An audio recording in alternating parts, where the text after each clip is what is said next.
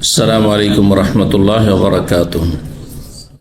إن الحمد لله نحمده ونستعينه ونستغفره ونعوذ بالله من شرور أنفسنا ومن سيئات أعمالنا. من يهده الله فلا مضل له ومن يضلل فلا هادي له. وأشهد أن لا إله إلا الله وحده لا شريك له وأشهد أن محمدا عبده ورسوله صلى الله تعالى عليه وعلى آله وصحبه وسلم تسليما كثيرا. أما بعد، فقد قال الإمام البخاري رحمه الله تعالى: حدثني محمد بن بشار قال حدثنا غندر قال حدثنا شعبة عن أبي إسحاق عن عمرو بن ميمون عن عبد الله قال كنا مع النبي صلى الله عليه وسلم في قبة فقال: ترضون أن تكونوا ربع أهل الجنة؟ قلنا نعم. قال: ترضون أن تكونوا ثلث أهل الجنة؟ قلنا نعم. قال: ترضون أن تكونوا شطر أهل الجنة؟ قلنا نعم. قال: إني لأرجو أن تكونوا شطر أهل الجنة، وذلك أن الجنة لا يدخلها إلا نفس مسلمة، لا يدخلها إلا نفس مسلمة، وما أنتم في أهل الشرك إلا كالشعرة البيضاء في جلد الثور الأسود أو الشعرة السوداء في جلد الثور الأحمر। সম্মানিত ভাতৃমণ্ডলী, আল্লাহ রাব্বুল আলামিনের প্রশংসা এবং প্রিয় নবী সাল্লাল্লাহু আলাইহি সাল্লামের উপর সালাতু ওয়াস সালামের পর আজ মঙ্গলবার 18 জিলকাদা 1447 মোতাবেক 5 মে 2026 আমাদের ধারাবাহিক আলোচনা সহিহুল বুখারীর কিতাবুর রিকাক হৃদয় স্পর্শী বিষয় পর্ব নম্বর 15 অধ্যায় নম্বর ইমাম বুখারী রাহিমাহুল্লাহর এই পর্বের 45 আমরা গতকালকেই শুরু করেছিলাম। বিষয়বস্তু হচ্ছে বাবুল হাসর। অধ্যায় হচ্ছে হাসর সম্পর্কে, অর্থাৎ কিয়ামতের দিন সমস্ত মানুষের বিচারের ময়দানে মহাদিবসে উপস্থিতি, হাজিরি এবং সেখানে তাদের একত্রীকরণ। আল্লাহ রাব্বুল সবাইকে একই জায়গায় একত্রিত করবেন, জমা করবেন। আল-আউয়ালিন ওয়াল আখিরিন, শুরু থেকে শেষ পর্যন্ত যত মানুষ এসেছে, আছে, আসবে, সমস্ত মানুষকে, যাদের মধ্যে আম্বিয়া রসুলগণ রয়েছেন, মুমিনও রয়েছেন, কাফেরও রয়েছে, সবাইকে আল্লাহ একই ময়দানে একই সময়ে হাজির করবেন। এই একত্রিত করার নাম হচ্ছে হাসর। তো আলোচনা ছিল হাসর সম্পর্কে 6522 নম্বর থেকে শুরু করেছিলাম, আর কয়েকটি হাদিস গতকালকে এই অধ্যায় হয়েছে, তবে আরও 2টি হাদিস অবশিষ্ট রয়েছে। দেখা যাক এই হাদিসগুলিতে কি আছে হাসর সম্পর্কে। 6528 নম্বর হাদিস বর্ণনা করেছে ইমাম বুখারী রাহিমাহুল্লাহ। আমরা একটু সনদটা দেখে নিই। ইমাম বুখারী রাহিমাহুল্লাহর প্রসিদ্ধ ওস্তাদ মুহাদ্দিস ছিলেন মুহাম্মদ বিন বাশশার, ইমাম মুহাম্মদ বিন বাশশার। তিনি ইমাম তিরমিজির ওস্তাদ। যেন তিরমিজির সনদে অধিকাংশ জায়গায় ইমাম বুখারীর বিশিষ্ট, ইমাম বুখারী যেমন ওস্তাদ তেমনি ইমাম তিরমিজির ওস্তাদ। আবার ইমাম তিরমিজি ইমাম বুখারীর ছাত্র। তো একদিক থেকে সহপাঠী, মানে এমন ওস্তাদের কাছে পড়েছেন ইমাম বুখারী যার কাছে ইমাম তিরমিজি পড়েছেন। আবার ইমাম বুখারী রাহিমাহুল্লাহ যেমন সহপাঠী তেমনি ছাত্র ওকে ইমাম তিরমিজি রাহিমাহুল্লাহ। মুহাম্মদ বিন বাশশারের ওস্তাদ হচ্ছেন গুন্দার, এটি তার উপাধি, লাকাব ছিল। তার নাম ছিল মুহাম্মদ বিন জাফর। তার ওস্তাদ ইমাম শুবা, প্রখ্যাত মুহাদ্দিস ইমাম ছিলেন, বড় ইমাম ছিলেন হাদিসের, শুবা ইবনুল হাজ্জাজ। তার ওস্তাদ হচ্ছেন আবু ইসহাক আস-সাবিঈ আল কুফি। তার ওস্তাদ হচ্ছেন আমর ইবনে মাইমুন, তাবেঈ। তার ওস্তাদ হচ্ছেন বিশিষ্ট সাহাবী আব্দুল্লাহ বিন মাসউদ রাদিয়াল্লাহু তাআলা আনহু। বলছেন কুন্না মা নবী সাল্লাল্লাহু আলাইহি ওয়াসাল্লাম, আমরা নবী সাল্লাল্লাহু আলাইহি ওয়াসাল্লামের সাথে এক সময় ছিলাম ফি কুব্বাতিন, একটি ছোট্ট তাঁবুতে। কুব্বা ক্ষুদ্র তাঁবুকে বলা হয় খেমা।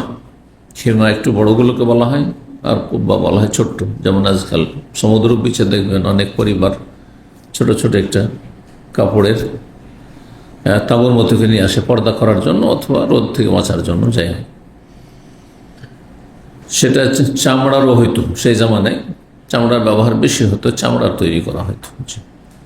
ফাকাল নবী সাল্লাল্লাহু আলাইহি ওয়াসাল্লাম বললেন সাহাবায়ে কেরামদেরকে, ছিলেন আব্দুল্লাহ ইবনে মাসউদ, আরো অনেক সাহাবায়ে কেরামগণ, আতারদান তাকুন রুবা আহলিল জান্নাহ, তোমরা কি পছন্দ করো, তোমাদের কি ভালো লাগে, পছন্দ করো যে তোমরা জান্নাতের চতুর্থ অংশ হবে? জান্নাতে যত জান্নাতি হবে আদম আলাইহিস সালাম থেকে শুরু করে এই শেষ উম্মত পর্যন্ত, কিয়ামত পর্যন্ত যত জান্নাতি, জাহান্নামী তো অধিকাংশই জাহান্নামী, কিন্তু যারা জান্নাতি হবে যুগে যুগে মুমিন মুসলিম, মোটামুটি সলে মুসলিম যদি নাও হয়, অন্যকে ভালো নাও করতে পারে, নিজে ভালো মানুষ ছিল, ঈমান তাকওয়া ছিল,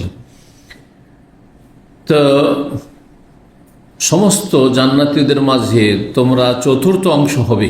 মানে এই শেষ উম্মত শুধু আমাদের উম্মত, নবী সাল্লাল্লাহু আলাইহি ওয়াসাল্লামের উম্মত, এই 1400 বছর আগ থেকে শুরু করে কিয়ামত পর্যন্ত যত মুসলিম মুমিনরা আসবেন এই উম্মতের।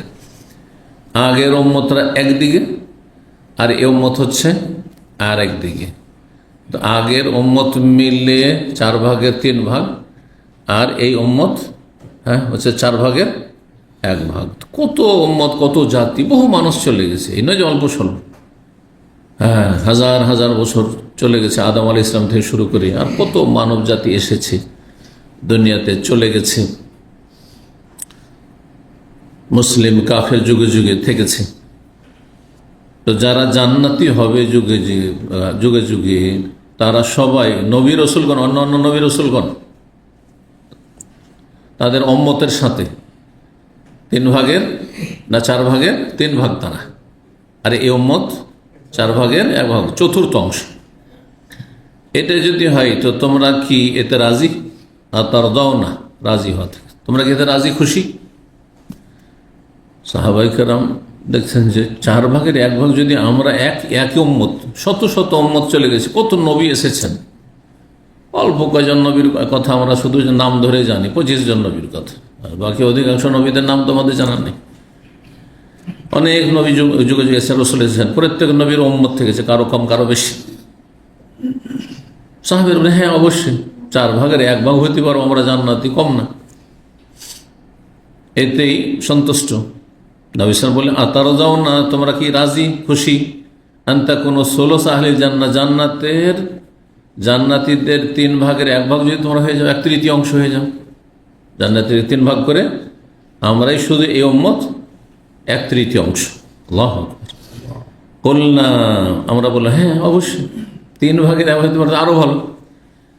কালা, নবী সাল্লাল্লাহু আলাইহি ওয়াসাল্লাম বলেন আতারা যাও না, তোমরা কি খুশি, সন্তুষ্ট, আনতা কোনো 7 আহলে জান্নাহ, জান্নাতীদের অর্ধেক যদি তোমরা হয়ে যাও, সমস্ত উম্মত মিলে অর্ধেক, আর তোমরা এই উম্মতের জান্নাতীরাই শুধু অর্ধেক, এতে কি তোমরা খুব খুশি, সন্তুষ্ট?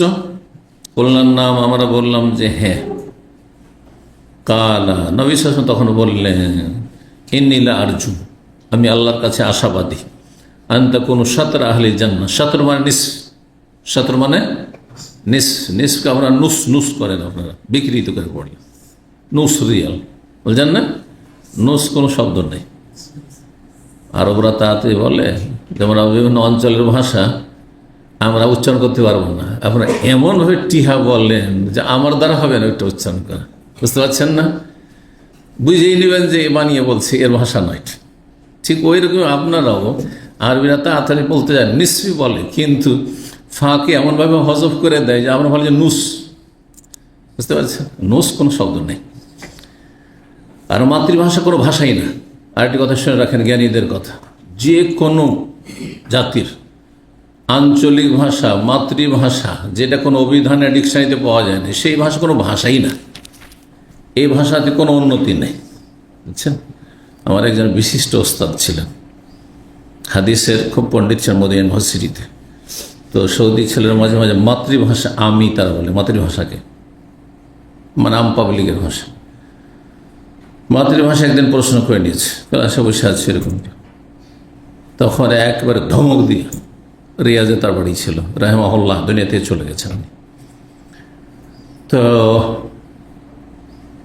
বলছেন লা তাতাকাল্লাম আমিয়া, এই আঞ্চলিক ভাষায় মাতৃভাষায় কথা বলবে না, মানে এই আঞ্চলিক মাতৃভাষায় কথা বলবে না, বলবে আরবি, শুদ্ধ আরবি বলবে। ইউনিভার্সিটির ওস্তাদ ইউনিভার্সিটির ছাত্রকে ধমক দিয়ে বলছে, ফাইন্নাহা লাইসাত লুগা, আমি যে কথাটি বাংলায় বললাম এটি কোনো ভাষাই না, আঞ্চলিক ভাষা কোনো ভাষাই না। কথা বুঝতে পেরেছেন? যেই ভাষা সবার জন্য, হ্যাঁ, গোটা ভাষাভাষী যেখানকারই হোক না কেন, বাংলা বলবেন এমন বাংলা যেই বাংলা দুনিয়ার যে কোনো জায়গায় কোনো বাঙালি থাকলে বুঝে যান। আর আপনার বাংলা শুধু আপনার ডিস্ট্রিক্টে 2-3টে জায়গায় বুঝবে, হ্যাঁ, ওইটা মানুষ বুঝবে, এই কোনো বাংলা হইল না।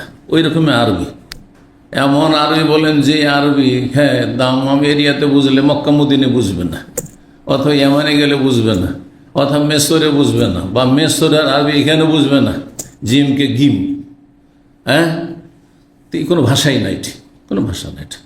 শুদ্ধ ভাষায় কথা বলার চেষ্টা করুন, যে কোনো ভাষা বলবেন শুদ্ধ ভাষায় কথা বলুন। আঞ্চলিকতা থেকে যাবে আপনার মধ্যে, আপনি কোনো ভাষায় শিখতে পারবেন না, আঞ্চলিকতা থাকবে না। যথাসাধ্য সেটা ঊর্ধ্বে যাওয়ার চেষ্টা করবেন।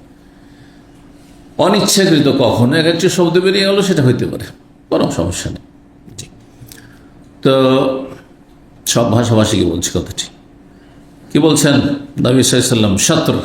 শাতর মানে বলছিলাম নিস, অর্ধেক।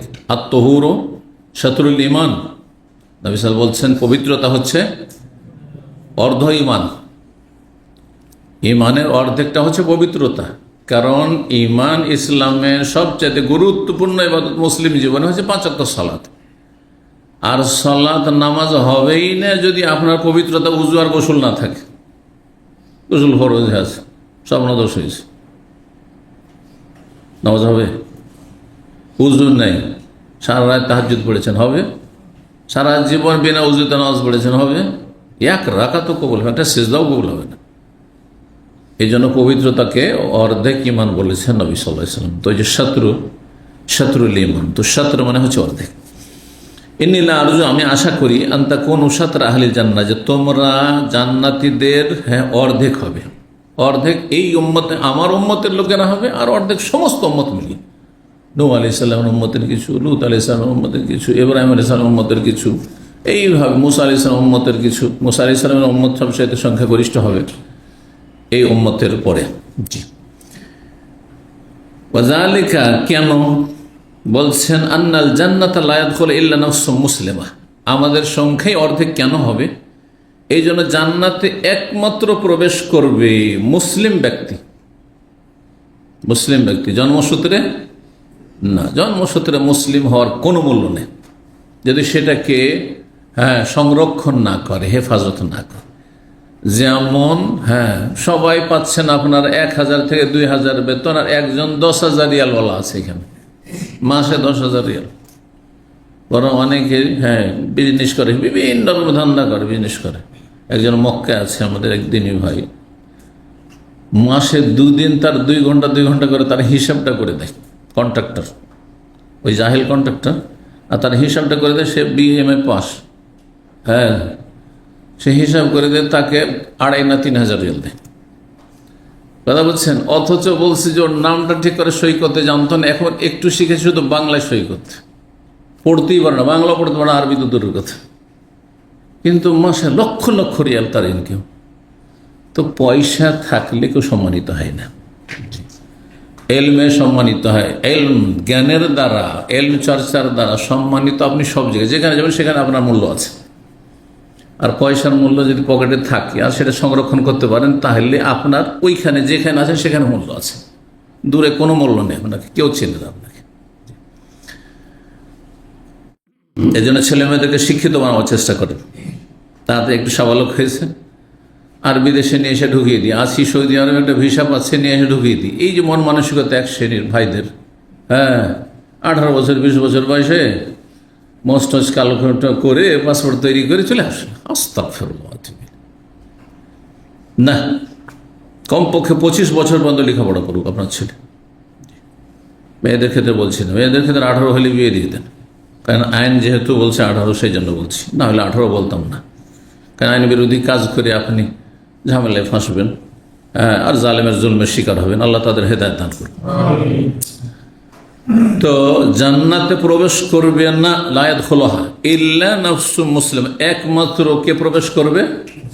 মুসলিম ব্যক্তি। নাফসুন মানে ব্যক্তি, নাফসুন মানে এখানে ব্যক্তি। নফস মানে কখনো আত্মা হয়, হ্যাঁ, আর নফস মানে ব্যক্তিও হয়। জি, আরবি ভাষা। মুসলিম ব্যক্তি ছাড়া কেউ জান্নাত প্রবেশ করবে না। মুসলিম আকীদায় বিশ্বাসে মুসলিম, ইবাদত বন্দেগীতে মুসলিম, আখলাক চরিত্রে মুসলিম। ইসলামের 3টি দিক আছে, সবটা দিক থাকতে হবে। তবে মৌলিক বিষয় যদি আকীদা ঠিক না থাকে আর ইবাদত বন্দেগীর 5 ওয়াক্ত সালাত ঠিক না থাকে, তো আপনার জন্মসূত্রে ইসলামের 1 পয়সা মূল্য নেই, কোনো মূল্য নেই। যতদিন নাবালিক ছিল একটা ছেলে অথবা একটা মেয়ে, নাবালিকা ছিল, ততদিন পর্যন্ত জন্মসূত্রে তার যে মুসলিম হওয়াটা কাজে এসছে। যেমনই সাবালক হয়েছে, স্বপ্নদোষ হয়ে গেছে, হ্যাঁ, মোচ গজিয়ে গেছে, নাভির নিচে পশম গজিয়ে গেছে, এখন তাকে কি করতে হবে? এখন চয়েস করতে হবে। তোমার সামনে দুটো রাস্তার তুমি যেখানে মিলন, রাস্তার সঙ্গম, 2 পথের সঙ্গম, সেখানে দাঁড়িয়ে আছো। ইন্না হাদাইনাহু সাবিলা ইম্মা শাকিরা ওয়া ইম্মা কাফুরা, সূরা দাহর আল্লাহ বলছে, আমি রাস্তা দেখিয়ে দিয়েছি, এটা জান্নাতের রাস্তা, এটা জাহান্নামের রাস্তা। এই পথে গেলে জান্নাত চলে যাবে, এই পথে গেলে জাহান্নামে চলে যাবে। ইন্না হাদাইনাহু সাবিলা ইম্মা শাকিরা, হয় আল্লাহর শুকরগুজার হয়ে আল্লাহর আদেশ নিষেধ পালন করে জান্নাতে চলে যাও, ওয়া ইম্মা কাফুরা, না হলে কাফের হয়ে জাহান্নামে চলে যাও। তাহলে বোঝা গেল যে শুধু জন্মসূত্রে ইসলাম কতদিন কাজ হবে? না বালক যতদিন ততদিন। না বালক অবস্থা মারা গেলে বড় ভাগ্যবান। মুসলিমের সন্তান, বাপ মা মুসলিম, আর 10 বছর 12 বছর বয়সে সাবালক সাবালিকা হওয়ার আগে মারা গেছে, 5 বছর 7 বছরে মারা গেছে, ও ভাগ্যবান, মাসুম, চলে গেছে, জান্নাত চলে গেছে। হুমতা বললি আবাহিম, বাপ মা মুসলিম ছিল, সে মুসলিম। যদি বাপ মা মুসলিম থাকে, তাহলে বাপ মা যদি নাস্তিক হয়, বাপ মা যদি আবার মাজার পূজারি হয়, হ্যাঁ, তাহলে তাদের অনুসারী। জি, মুসলিম ব্যক্তি যেই ব্যক্তি আকীদা আমলে সে মুসলিম, আরে পূর্ণ মুসলিম না হোক, হ্যাঁ, দ্রুতবেগী মুসলিম না হোক, কিন্তু মন্থর গতিতে পথ অতিক্রমকারী মুসলিম, কচ্ছপের গতিতে চলনেওয়ালা মুসলিম কপক হইলে চলবে, কিন্তু আকীদা ঠিক থাকতে হবে, রাস্তায় চলতে, ওই রাস্তাতে থাকতে হবে। বুঝেছেন উদাহরণ? না বুঝলেন না? তাই আমলে কিছু ত্রুটি আছে, হ্যাঁ, মানে জান্নাতের পথে চলছে, আস্তে ধীরেই চলছে, কিন্তু রাস্তা জান্নাতের আছে। জাহান্নামের রাস্তা হচ্ছে শিরক, জাহান্নামের রাস্তা হচ্ছে কুফর, জাহান্নামের রাস্তা হচ্ছে মুনাফিকি, এই আপনার বাতিল মতবাদ, যতগুলি মন্ত্রতন্ত্র আর মতবাদ আছে, এগুলো জাহান্নামের রাস্তা। ওই রাস্তা ধরলে যত স্পিডে চলবে তত জাহান্নাম কাছে চলে আসবে, না কাজ হবে না। রাস্তা ঠিক আছে, তা জান্নাতের রাস্তা ওহীদের রাস্তায় আছে, সুন্নাহর রাস্তা আছে, বেদাতের রাস্তায় নেই, শিরকের রাস্তায় নেই, মাজার পূজার রাস্তাতে নেই, জান্নাতের রাস্তাতে আছে, তৌহিদ সুন্নাহর রাস্তাতে আছে। কিন্তু অলস পার্টি কোন রকম করে ফরজটা আদায় করে 5 ওয়াক্ত, মেলা গুনাহ আছে, তাহলে সে কচ্ছপের গতিতে জান্নাতের পথে চলছে, কারণ সে মুশরিক না, বেদাতি না, যাবে অনেক ধীরে জান্নাতে যাবে, ধাক্কা টাক্কা খেয়ে যাবে। হ্যাঁ, কথা বলছেন? জি। তো মুসলিম হইতে হবে। ওয়ামা আনতু ফি আহলি শিরকি ইল্লা কাশারাতিল বাইযা ফি জিলদি সাউরিল আসওয়াদ, আর তোমাদের উদাহরণ হচ্ছে মুশরিকদের তুলনায়। আহলুশ শিরক মানে মুশরিক, যারা আহলে শিরক, শিরককারী, মুশরিকদের পাশাপাশি বা মুশরিকদের তুলনায় তোমাদের উদাহরণ হচ্ছে কিরকম? ইল্লা কাশারাতিল বাইযা, একটি সাদা চুলের মতো, সাদা চুল, সাদা পশম। কোথায়? ফিজেল দি সাউরিল আসওয়াদ, কালো ষাঁড়ের গায়ে। একটা ষাঁড়ের রং হচ্ছে গোটাটাই কালো, আর তাতে একটা দুটো কি আছে? সাদা পশম আছে। ঠিক ওই রকমই, মানে জাহান্নামীদের সংখ্যায় হচ্ছে সব ওই কালোগুলি সব জাহান্নামী, উদাহরণটা হচ্ছে। আর তোমরা এই যে এই উম্মতের লোক, সামান্য কিছু মানুষ, এই উম্মতেরও দেখেন আজকে অধিকাংশই জাহান্নামের রাস্তায় আছে। অধিকাংশ লোক বেনামাজি, অধিকাংশ কেন বলবো, শুধু শতকরা 95 থেকে 98 বেনামাজি, কায়েমে নামাজি শতকরা 2 জন বাংলাদেশের পরিসংখ্যান বলছি, ভারত এই পাকিস্তান এইসব দেশের পরিসংখ্যান বলছি। আরব দেশগুলির পরিসংখ্যান বলা হচ্ছে যে শতকরা 95 জন আধা নামাজি, 5 জন শুধু নামাজি, এর বেশি দুনিয়াতে নামাজি নেই। এটা বাস্তব। আজকে 30 বছর আগে তাহারিক পত্রিকা, একটা আহলে হাদিস পত্রিকা আছে বাংলাদেশে না, তাহারিক পত্রিকা বাংলাদেশের পরিসংখ্যান লিখেছিল যে কায়েমে নামাজি 5 ওয়াক্ত নামাজি শতকরা, বেনামাজির সংখ্যা, বেনামাজি শতকরা 98 জন। আমি নিজের পক্ষে বানিয়ে বলছি না। আপনি জরিপ চালান আপনার গ্রামে, পুরুষ নারী হিসাব করেন যে কতজন গ্রামে বাস করে, আর তার উপরে দেখেন কতজন পার্সেন্টেজ বের করেন, ফজর কয়জন আসে, ব্যাস গেল। ফজর পড়া যায়, সূর্য উঠিয়ে দেয়, ও কায়েমে নামাজি না, ওকে নামাজি বলবেন না? নামাজি না, সে খুব বেশি বললে আধা নামাজি, তো নামাজি তো হলো না। একবার নামাজ ছেড়ে তো কুফরি করে দিল। এই অবস্থা তো জাহান্নামে যেতে হবে, সেই দীর্ঘদিন থাক অথবা স্থায়ী নাই হোক, কিন্তু কথা হচ্ছে জাহান্নামে যেতে হবে। তো জান্নাতি ওই ব্যক্তি যে ব্যক্তি ফরজ ওয়াজিবের হেফাজত করেছে, কাবিরা গুনাহ করেনি, আর হয়ে থাকলে তওবা করেছে, সে জান্নাতি। তো জান্নাতীদের সংখ্যা নবী সাল্লাল্লাহু আলাইহি ওয়াসাল্লাম বলছেন তোমাদের সংখ্যা, তোমাদের তুলনা হচ্ছে মুশরিকদের তুলনায়। মানে আদম আলাইহিস সালামের যুগ থেকে শুরু করে, যখন থেকে শিরক শুরু হয়েছে, আদম আলাইহিস সালামের যুগে প্রথম শিরক ছিল না, তারপর যে শিরক শুরু হয়েছে নূহ আলাইহিস সালামের পূর্বকালে, নূহ আলাইহিস সালামের নবুয়ত রিসালাত তার জামানার কিছু পূর্ব থেকে তখন মানব জাতি মূর্তি পূজা শুরু করে আর মাজার পূজা শুরু, 2 রকম পূজা শুরু হয়। যেন হাদিস আছে যে যখন তাদের লোকেরা মারা যেত তো বানাও আলা কবরে মসজিদান, তার কবরে যায় কি করে, তো সিজদার স্থান পরিণত। তাহলে কবর পূজা ছিল? কবর পূজা শুধু এই মুসলিম জাতিতে নয়, ওই নূহ আলাইহিস সালামের জামানাতে কবর পূজা ছিল, মাজার পূজা ছিল। মহারাজ মাজার পূজা শিরক কুফরি। আর এই মাজার পূজারীদের হেদায়েতের জন্য যে নবী রসুল এসেছে, এটা হাদিস দ্বারা প্রমাণিত হয়। তারপরে ইহুদি নাসারাদের সম্পর্কে শোনেন, হাদিস, প্রসিদ্ধ হাদিস, প্রতিটি হাদিসের কিতাব আছে। লান আল্লাহুল ইয়াহুদ ওয়ান নাসারা, ইহুদি খ্রিস্টান আল্লাহ লানত, তারা মূর্তি পূজক হিন্দুদের মতো। ইত্তাখাযু কুবুর আমবিয়াহিম মাসাজিদ, তাদের নবীদের কবরকে সেজদার স্থানে, কবরকে সেজদা করেছিলেন। তাহলে ইহুদি খ্রিস্টানদের যারা মুশরিক, তারা মাজার পূজারী, তারা মূর্তি পূজক না। বুঝতে পেরেছেন?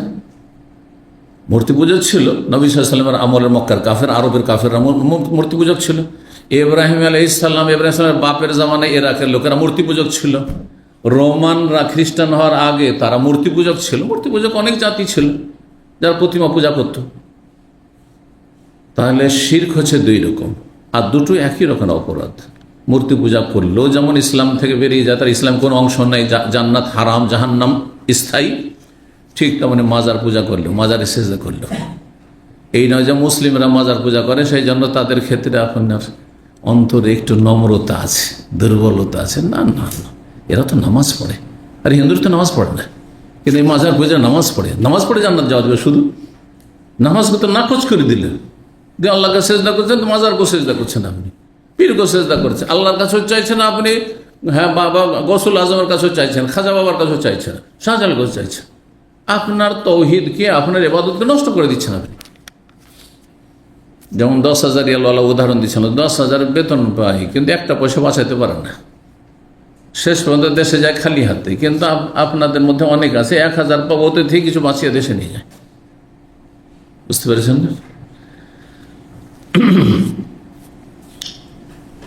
তৌহিদের হেফাজত করতে হবে, ইসলামের হেফাজত করতে হবে। ইসলাম জন্মসূত্রে শুধু পেলে হবে না। ওমান তুফি আহলি শিরকে, মুশরিকদের তুলনায় তোমাদের উদাহরণ হচ্ছে একটি সাদাই, একটি কথা বলেছে, একটি সাদা পশমের মতো। মানে তোমরা একজন ফিজিলদি সৌরিল আসওয়াদ, কালো ষাঁড়ের গায়ে। তো কালো ষাঁড় গোটাটাই কালো, কত পশম আছে, লক্ষ লক্ষ পশম আছে একটা আপনার ষাঁড়ের গায়ে, ষাঁড়ের, আর তার মধ্যে একটা শুধু সাদা, ওইটা হচ্ছে এই উম্মতের লোক যে জান্নাতি। আও অথবা এর বিপরীত উদাহরণ দিয়েছে আকাশ আরাতে সৌদা, অথবা কালো পশম, ফিজিল দি সৌরিল আহমার, লাল ষাঁড়ের গায়ে, ষাঁড়টির রং লাল, আর একটি শুধু কি আছে, কালো পশম আছে। ওই কালো পশমটি হচ্ছে এই উম্মতের ওই জান্নাতি, আর বাকি সব হচ্ছে অন্যান্য উম্মতের। তাহলে অধিকাংশ জাহান্নামী হবে অন্যান্য উম্মতের, এই উম্মতেরও জাহান্নামী হবে। কিন্তু চিন্তা করি এই উম্মতে তাহলে কত লোক এখন বেদিন হয়ে আছে, অধিকাংশ তো সেকুলার। কলেজ ইউনিভার্সিটি পড়ুয়া আপনি ভালো করে তাদের মধ্যে ঢুকেন, তাহলে দেখবেন যে অধিকাংশই হচ্ছে সেকুলার, তার ধর্ম বিশ্বাসী না। যদি মাঝে মধ্যে ধর্মকর্ম করে, পরম্পরা করে, এসছে, ঈদ করে নিল, বাপ মা আছে, আত্মীয় স্বজন আছে, দেখা দেখি জানাজায় হাজির হয়ে গেল, কিন্তু ধর্ম অন্তরে তারা ইয়াকিনের সাথে, দৃঢ় বিশ্বাসের সাথে লালন করে না। তাদের কাছে হিন্দু ধর্ম আর মুসলিম ইসলাম ধর্ম সব, এটাও ধর্ম ওটাও ধর্ম। কথা বোঝা গেছে? হ্যাঁ, বলছে এটা হচ্ছে মানসিক শান্তির জন্য, মনের একটা শান্তির জন্য একটা ইবাদত বন্দিকে উপাসনা করে, কিন্তু ইসলাম থাকবে না এতে। এই নয় শুধু মনের শান্তি, মানুষের একটা অশান্তি আছে, অশান্তি দূর করার জন্য কেউ হিন্দু ধর্মের পুজো পাঠ দিয়ে করছে, আর উপাসনা দিয়ে করছে, ধ্যান দিয়ে করছে, আর আপনি আপনার তরিকে করছেন, সবই এটাও চলে ওটাও চলে, শুধু মানুষের পিসের জন্য একটু। এগুলো কুফরি কথা, এগুলো দিয়ে ইসলাম থাকবে না। এখন স্কুল কলেজ ইউনিভার্সিটির, বিশেষ করে কলেজ ইউনিভার্সিটির পরিবেশ, আমাকে এক শিক্ষিত ছেলে হোস্টেলে থাকে, কয়েক বছর আগে আমাকে দেখেছে নামাজ পড়তে, দেখার পরে সমস্ত সাথী বন্ধুরা, সে অমুসলিমও আছে মুসলিমও আছে, সবাই বলছে এখনো তুই ধর্ম করিস, এখনো তুই ধর্মকর্ম বিশ্বাস করিস। কি অবস্থা তাহলে চিন্তা করেন, কোথায় আপনি পড়াচ্ছেন আপনার ছেলে মেয়েদেরকে? আপনি আল্লাহ হেফাজত করুন। বিষাক্ত পরিবেশ, নাসাউল্লাহ সালামত ওয়াল আফিয়া। আল্লাহ আমাদের হেফাজত করুন, আমাদের আগামী প্রজন্ম কিয়ামত পর্যন্ত ছেলে মেয়েদের আল্লাহ হেফাজত করুন, দিনকে রক্ষা করার তৌফিক দান করুন, দুনিয়ার আল্লাহ হেফাজত করুন। দিনকে আমরা রক্ষা করার চেষ্টা করবো, আল্লাহ আমাদের দুনিয়ার হেফাজত করবেন ইনশাআল্লাহ। দুনিয়া নিয়ে খুব ব্যস্ত, পেরেশানি, কি হবে, কিন্তু দিন নিয়ে কোনো ফিকির নেই, কোনো চিন্তা নেই। আল্লাহ কোনো কিছুর হেফাজত করবেন না, অসহায় ছেড়ে দেবেন। 6529 নম্বর হাদিস বর্ণনা করেছেন আবু হুরায়রা রাদিয়াল্লাহু তাআলা আনহু। তিনি বলেন আন্নান নবী সাল্লাল্লাহু আলাইহি ওয়াসাল্লাম বলেছেন, আউয়ালু মা ইউদআ ইয়াউমাল কিয়ামাতি আদামু, সর্বপ্রথম আল্লাহ রাব্বুল পক্ষ থেকে ডাক দেওয়া হবে কিয়ামতের দিবসে, হাসরের মাঠে আদম আলাইহিস সালামকে। দেখো আদমকে ডাকো, আদম কোথায়? ইয়া আদম, বাহ, প্রথম আদমকে ডাকা। ফাতারা আযুররিয়াতুহু, তখন তার সন্তানরা, সবাই আমরা সন্তান আদম আলাইহিস সালামের, সমস্ত মানুষ আদমের সন্তান। হ্যাঁ, আমাদের বংশ পরম্পরা যেতে যেতে যেতে এক জায়গায় গিয়ে মিলে গেছে, আর ওখান থেকে তো না আদমে গিয়েছে, ঠিক না? সব শেষখানে আদমের ছেলে দিয়ে, হ্যাঁ, কোনো ছেলে দিয়ে হোক যে আদমে মিলবে গিয়ে। তা আদম আলাইহিস সালাম প্রথম ডাকা হবে। ফাতারা আযুরিয়া, তখন তার সন্তানরা এদিক সেদিক তাকাতে শুরু করবে, যে কোন দিকে আমাদের পিতা আদম আছেন, কোথায় আছেন। তারা একে অপরকে দেখবে, এদিক সেদিক তাকাবে যে কোন দিকে আছেন তিনি। কত মানুষ চিন্তা করুন তো দেখি, আদম থেকে কত মানুষ চলে গেছে পৃথিবীর থেকে। আর পৃথিবীর এই বর্তমান যুগে যতটা মানুষ আছে, এতটা মানুষকে যদি জমা করে দেওয়া হয়, কটা দেশ লাগবে জমা করতে? হবে? আরব দেশগুলি যতটুকু আছে, এই দেশটিতে এটে যাবে, চলে আসবে না? কত মানুষ পৃথিবীতে আছে চিন্তা করুন। আচ্ছা, বাংলাদেশের মতো একটা দেশ যেখানে মানুষের জনসংখ্যা অনেক বেশি, সেখানে মানুষ সংখ্যা অনেক বলা হচ্ছে। হ্যাঁ, আগামী 50 বছর এক শ্রেণীর লোকের এখন আগামী 50 বছর পর কি হবে? হ্যাঁ, বাড়ি করার জায়গা পাওয়া যাবে কিনা? তো আদম আলাইহিস সালামের সন্তানরা তখন মানুষজন সব এদিক সেদিক তাকাবে যে কোথায় আমাদের পিতা আদম আছেন। ফায়ুকালু, তখন বলা হবে যার আশেপাশে আছে আদম আলাইহিস সালামের, সবাই খোঁজ দিবেন, হাযা আবুকু আদম, এই তোমাদের পিতা আদম আলাইহিস সালাম, এই যে এখানে আছেন। ফায়াকুলু, আল্লাহ যখন ডাক দিয়েছেন তখন তিনি বলবেন আল্লাহর ডাকে, লাব্বাইকা ওয়া সাদাই, হে আল্লাহ আমি হাজির, আমি উপস্থিত। লাব্বাইক মানেও হাজির, আর সাদাইক মানে হাজির। ফায়াকুলু, তখন আল্লাহ বলবেন আদমকে, আখরিজ বাসা জাহান্নাম মিন যুরিয়া, তোমার সন্তানদের থেকে জাহান্নামী দলটিকে বের করে দাও, তুমি নিজে বের করে দাও। তোমার সন্তান যারা যারা জাহান্নামী, হ্যাঁ, কাফের, অপরাধী, পাপিষ্ট, ওদেরকে আলাদা করে দাও, ছাঁটাই করে দাও। ফায়াকুলু, তখন আদম বলবেন, ইয়া রব, হে রব, কাম উখরিজু, কতজনকে বের করব, কতজনকে বের করব?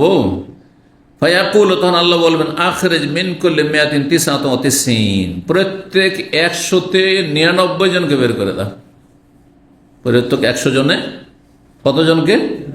99 জনকে জাহান্নামী হিসাবে বের করে দেয়। তাহলে বাঁচলো কয়জন? একজন। শতকরা একজন বাঁচলো। এতে তো শতকরা 99 জন জাহান্নামী, একজন হচ্ছে জান্নাতি। কিন্তু প্রসিদ্ধ হাদিস কি? কে বলতে পারে?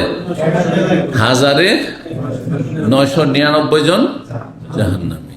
জি, তারপরের হাদিস আসছে। সমন্বয় কি হবে? অধিকাংশই বলেছেন যে এখানে উদ্দেশ্য নির্দিষ্ট করে সংখ্যার পরিমাণ বলা নাই, সংখ্যাধিক্য দেখানো, যে জাহান্নামীদের সংখ্যা অনেক বেশি, জাহান্নামীদের সংখ্যা অনেক বেশি। আর এইটা আমরা নিজের ভাষাতেও ব্যবহার করে থাকি। কারো কাছে কারো ধার পাওনা আছে, যদি থাকে আর যদি দিতে বেশি বিলম্ব করে আর আপনি বারবার তাগাদা করেছেন, 2-4-10 বার গেলে কি বলেন? 50 বার গেছি, বইনে 50 বার গেছেন, জীবনেও জাননি, বরং 50 পুরা করেনি, কি বলেন? আরে শত বার গেছি, কতবার বললাম, শতবার বললাম, কাজ হয় না। আমাদের কিছু দিনী ভাইরা আছেন যার নিজের ব্যক্তি জীবনে ভালো মানুষ, আশেপাশে অনেক বেদিন বেনামাজি আছে, তো মানে তাদেরকে হেদায়েতের চেষ্টা করছেন, আর বললেন না সাহেব ও শতবার বলা হয়ে গেছে। শতবার বলেছেন, হয়তো খুব বেশি 10 বার বলেছেন, হয়তো খুব বেশি হলে 10 বার বলেছেন, ওইটাকে দিলেন 100 পার করে দিলেন, শত, ঠিক না? তাহলে সংখ্যাধিক্য দেখানোর জন্য কিছু বেশি সংখ্যার কথা বলা হয়, মানে অনেক সংখ্যাই হবে। 100 মূল সংখ্যা নির্দিষ্ট করে 100 বলা, 100-র মধ্যে 99 নয়, অথবা 1999 জাহান্নামী নয়, বরং অনেক বেশি জাহান্নামী, সবই প্রায় জাহান্নামী, অল্প কিছু জান্নাতি। এটা হচ্ছে উদ্দেশ্য।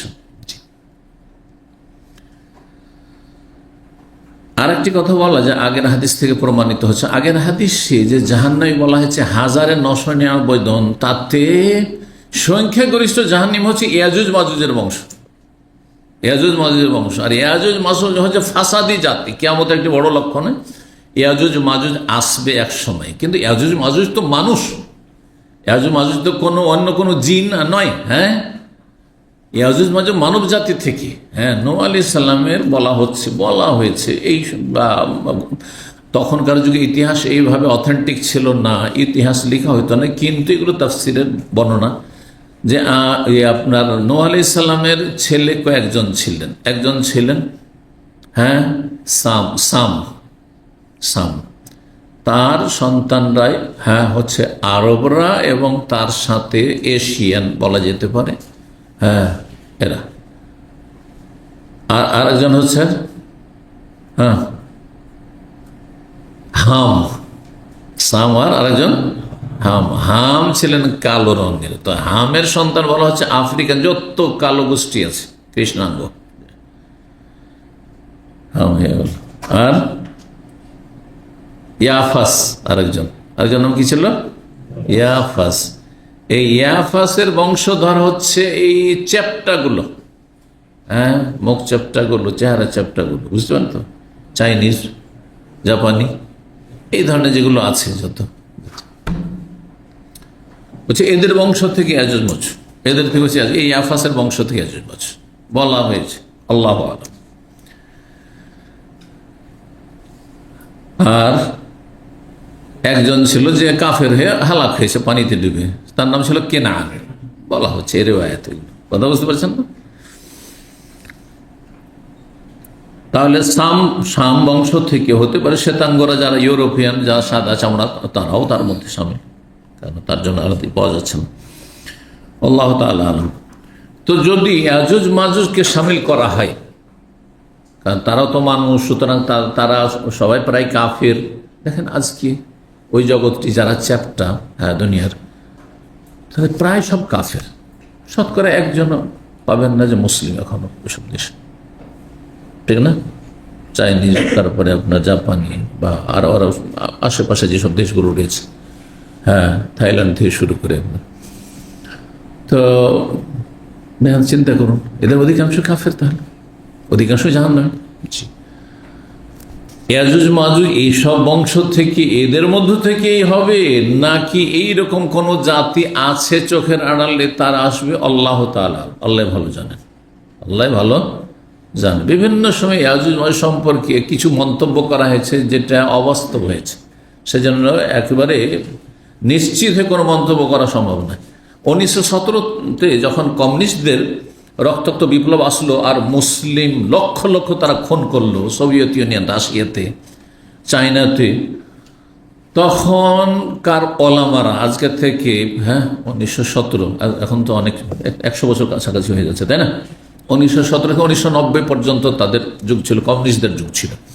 তারপরে আলহামদুলিল্লাহ সোভিয়েত ইউনিয়ন টুকরো টুকরো হয়ে গেছে, মুসলিম দেশগুলি স্বাধীন হয়েছে, আল্লাহ তাদেরকে ভালো মুসলিম হওয়ার তৌফিক দান। তো তখনকার যুগে ওলামারা বলেছিল এই কমিউনিস্ট যে আছে না, এই জাতি, এই যে খনি জাতি, এই লেনিন স্টালিনের জাতি যারা, এরাই হচ্ছে ইয়াজুজ মাজুজ, কারণ চরম ফাসাদ সৃষ্টি করেছে। ইন্না ইয়াজুজ মাজুজ মুফসিদুনা ফিল আরদ, কিন্তু সেটা অবাস্তব হয়েছে। এখন চায়না যেভাবে সারা পৃথিবী ছেয়ে যাচ্ছে, অনেকে কল্পনা জল্পনা করছে সেটা, যে সব কিছু তো ছেয়েই যাচ্ছে, কথা বুঝতে পেরেছেন? আরো কিছু হইতে পারে, আল্লাহ তাআলা আলাম। কিন্তু ইয়াজুজ মাজুজ সত্য, এতে কোনো সন্দেহ নেই। আর ইয়াজুজ মাজুজরা কাফের হবে, সুতরাং তারাই হবে সংখ্যাগরিষ্ঠ জাহান্নামী, তারাই হচ্ছে আসল জাহান্নামী। তো 1000-এর মধ্যে ইয়াজুজ মাজুজ এবং অন্যান্য যারা মানুষ যারা জাহান্নামী, তাদেরকে নিয়ে 1999 জন জাহান্নামী। কথাটি ভালো করে বুঝেন। আর যখন 100 জন বলবো, এই উম্মতের জাহান্নামী বলা যেতে পারে 100 জনের মধ্যে 99 জন জাহান্নামী এই উম্মতের বলা যেতে পারে। যেমনটা শুনে এলাম যে 98 জন এখন বেনামাজি, তা আগামীতে আরো বেনামাজি বাড়ছে, নাস্তিকতা বাড়ছে, বিধর্মিতা বাড়ছে, শিরক কুফরি বাড়ছে, বোঝা গেছে, সেকুলারিজম বাড়ছে, বেদিন মানুষ বস্তুবাদী হয়ে যাচ্ছে, পয়সা ছাড়া কিছু কোনো সম্পর্ক নেই আজকে, আত্মীয়তার কোনো সম্পর্ক নেই। আমরা ছোটকালে দেখেছি আত্মীয়তার একটা বন্ধন ছিল, রক্তের একটা সম্পর্ক ছিল, কিন্তু এখন কিছুই নেই। এখন আছে স্বার্থ। নিজের মায়ের পেটের ভাইয়ের সাথে যদি পয়সার স্বার্থ থাকে তো ওর সাথে ঠিকই খাতির আছে, আর যদি পরের সাথে পয়সার খাতির থাকে তাহলে তার সাথে খাতির আছে, মায়ের পেটের ভাইয়ের চাইতে বেশি। এটা আমাদের এই 40 বছরের মধ্যে এত পরিবর্তন। জি, তো হতে পারে এমনটা যে 199 জন জাহান্নামী এই উম্মতের, একজন জান্নাতি, আর সমস্ত উম্মত মিলিয়ে ইয়াজুজ মাজুজ মিলিয়ে 1999 জন জাহান্নামী। আল্লাহ তাআলা আলাম। তো আবু সাঈদ খুদরি রাদিয়াল্লাহু, হাদিসের অধ্যায়, এটা হাদিস তো শেষ হয়নি, তাই না? হাদিস শেষ হয়নি। কি বললেন? আদম আলাইহিস সালামকে আল্লাহ আখরাজ মিন কুল্লি মিয়া, 100 জনের মধ্যে 99 জনকে জাহান্নামে বের করে দাও, একজন জান্নাতি। ফাকালু ইয়া রাসূলুল্লাহ, সাহাবীরা, হে আল্লাহর রাসূল, ইযা উখিযা মিন্না মিন কুল্লি মিয়া 99 ফামাযা ইয়াবকা মিন্না, আমাদের মধ্য থেকে যদি 99 জনকেই জাহান্নামী হিসেবে নিয়ে নেওয়া হয়, তাহলে আর জান্নাতি আর কি অবশিষ্ট থাকবে? তাহলে তো আমরা সব জাহান্নামী। সাহাবায়ে কেরামগণ দেখছেন, তাহলে আমরা সব জাহান্নামী হয়ে যাব। তখন কি বলেছিলেন? কাল ইন্না উম্মতি ফিল উমামে, আমার উম্মত হচ্ছে অন্য জাতি, অন্য উম্মতের তুলনায় কাশআরাতিল বাইদা ফিস সাওরিল আসওয়াদ, কালো ষাঁড়ের গায়ে সাদা পশমের মতো, তাদের সংখ্যা একেবারে নগণ্য হবে। 46 নম্বর অধ্যায় বলছে, বাবুন, এই অধ্যায় হচ্ছে ইন্না জালজালাতা সাআতে শাইউন আযীম, নিশ্চয়ই কিয়ামতের মহাদিবস, এর প্রকম্পন, মহাভূমিকম্প বা মহাকম্পন, সেটি হচ্ছে শাইউন আযীম, খুবই ভয়ঙ্কর। শাইউন আযীম, আযীম আজিম ক্ষেত্র বিশেষ, আজিমের শাব্দিক অর্থ হচ্ছে মহান, আর শাইউন মানে বিষয়, মহান বিষয়। এখানে হচ্ছে ভয়ঙ্কর বিষয়, খুবই ভয়ঙ্কর বিষয়, যে কিয়ামতের অবস্থাটি আল্লাহ হেফাজত করে। এই জন্য কিয়ামত যখন শুরু হবে, ঠিক কিয়ামত, সেই সময় কোনো মুমিন বেঁচে থাকবে না। তার আগে একটি আল্লাহর পক্ষ থেকে রহমতের বাতাস বইবে আর তাতে তাদের রূহগুলি কবজ হয়ে যাবে, তারা সবাই মারা যাবে। যাতে করে কিয়ামত যে সংঘটিত হচ্ছে, পৃথিবী ধ্বংস হচ্ছে, চূর্ণ বিচূর্ণ হয়ে যাচ্ছে, সব শেষ হয়ে যাচ্ছে, সেই আযাবের সম্মুখীন তারা না হয় মুমিন। এই জন্য আগে রূহগুলি আল্লাহ রাব্বুল আলামিন তাদের গ্রহণ করে নেবেন। লা তাকুমু সাআতু ইল্লা আলা শিরারিল খালক, সবচেয়ে নিকৃষ্ট মানুষ যারা কাফের, পাপিষ্ট, বেদিন, মুরতাদ কাফের, না হলে জন্মসূত্রে কাফের, তাদের উপর শুধু কিয়ামত সংঘটিত হবে। যারা সেই যুগের মুমিন মুসলিম থাকবে তাদের আত্মা আগেই কবজ হয়ে যাবে। ইন্না জালজালাতাস সাআতি শাইউন আযীম, সূরা হজের প্রথম আয়াত এটি। সূরা নাজমের 57 রয়েছে আজিফাতিল আজিফা লাইসা লাহা মিন দুনিল্লাহি কাশিফ। আজিফা মানে নিকটবর্তী হওয়া। হ্যাঁ, নিকটবর্তী বিষয়টি সন্নিকট হয়েছে, সন্নিকটে এসেছে বা আসন্ন হয়েছে। আজিফা মানে কারবা, তো যেটি আসন্ন কি কিয়ামত, কিয়ামত। তো আজিফা হচ্ছে কিয়ামতের একটি নাম, যেমন সা মানে সময়, হ্যাঁ হ্যাঁ, ঘড়ি ঘন্টা, কিন্তু এখানে ঘড়ি ঘন্টার অর্থে নেই, সময়ের অর্থে নেই। সাআতুন মানে এখানে হচ্ছে সেই বিপদজনক সময় যে সারা বিশ্ব যাতে ধ্বংস হবে। জি, আজিফাতিল আজিফা, নিকটবর্তী হয়েছে আসন্ন বিষয়টি, অর্থাৎ কিয়ামত নিকটবর্তী হয়েছে। লাইসা লাহা মিন দুনিল্লাহ, আল্লাহ ছাড়া এই বিপদ কেউ দূরীভূত করতে পারে না। সূরা কামারের প্রথম আয়াতে রয়েছে ইকতারাবাতিস সাআতু ওয়ানশাক্কাল কামার, কিয়ামত ইকতারাবাস সা, এখানে কিয়ামতের নাম হচ্ছে আস-সা। বহু হাদিসে বহু আয়াতে রয়েছে কিয়ামতকে সামাতাস সাআতু ইয়া রাসূলুল্লাহ, কিয়ামত কখন হবে, কিয়ামতের ওই মুহূর্ত কখন আসবে। ইকতারাবাতিস সা, কিয়ামত নিকটবর্তী হয়েছে, আসন্ন হয়েছে। ওয়ানশাক্কাল কামার, আর তার একটি নিদর্শন লক্ষণ, চন্দ্র বিদীর্ণ হয়েছে। সেটা নবী সাল্লাল্লাহু আলাইহি ওয়াসাল্লামের জামানাতে চাঁদ দুটুকরো হয়ে চলে, সেটাও একটি লক্ষণ, ছোট লক্ষণ তাহলে। আর যখন কিয়ামত হবে, পৃথিবী ধ্বংস হবে, তখন চন্দ্র কি হয়ে যাবে, আলোহীন হয়ে যাবে, সূর্য আলোহীন হয়ে যাবে, তারকা গ্রহ সব আলোহীন হয়ে যাবে আর খসে খসে পড়ে যাবে। তো তখনকার চন্দ্র বিদীর্ণ হওয়া হতে পারে, তাহলে বড় লক্ষণ সেটি তখন। তো এই ওয়ানশাক্কাল কামার এটি বড় লক্ষণ হইতে পারে, তাহলে হয়নি, এখন হবে। আর যদি ছোট লক্ষণ বলে তো নবী সাল্লাল্লাহু আলাইহি ওয়াসাল্লামের জামানায় হয়ে গেছে, যখন কাফেররা চ্যালেঞ্জ করেছিল যে তুমি যদি চাঁদকে টুকরো করে দেখাইতে পারো তাহলে আমরা ইসলাম গ্রহণ করেছিল। তাহলে বোঝা হলো যারা হককে অন্তর থেকে গ্রহণ না করবে, কোনো চ্যালেঞ্জ ছুড়িয়ে দিল আর চ্যালেঞ্জে আপনি সাকসেস হয়ে গেলে মেনে নিয়ে মানবে না। এই জন্য বেদাতীদের সাথে বহস করে কখনো হেদায়েত হয় না ওরা, কারণ ওদের মানার মন মানসিকতা নেই। ও শুধু আপনাকে আপনার মুখ বন্ধ করা উদ্দেশ্য, যাতে করে আমি ঠান্ডা হয়ে যাই। না, বুঝতে পেরেছেন? উদ্দেশ্য হেদায়েত হওয়া নয়, যে দেখি সত্যটা যাচাই বাছাই করি, এই উদ্দেশ্যে আজকালকার বহস হয়নি। এই জন্য এই ধরনের বহস করা ঠিক নয়, কারণ উদ্দেশ্য হচ্ছে অসৎ, মারামারি করা, ঝগড়া করা আর কলহ বিবাদ, অশান্তি দেশে সমাজে, অশান্তি করে কোনো লাভ নেই। কারণ হক পর্যন্ত পৌঁছার সৎ নিয়ত নেই এদের, দলিলের পরোয়া করে না। তাদের দলিল হচ্ছে 5 নম্বরের দলিল, কোরআনও নয়, আর হাদিসও নয়, আর ইজমাও নয়, কিয়াসও নয়। 5 নম্বর দলিল কি? লাঠি, মারামারি করা।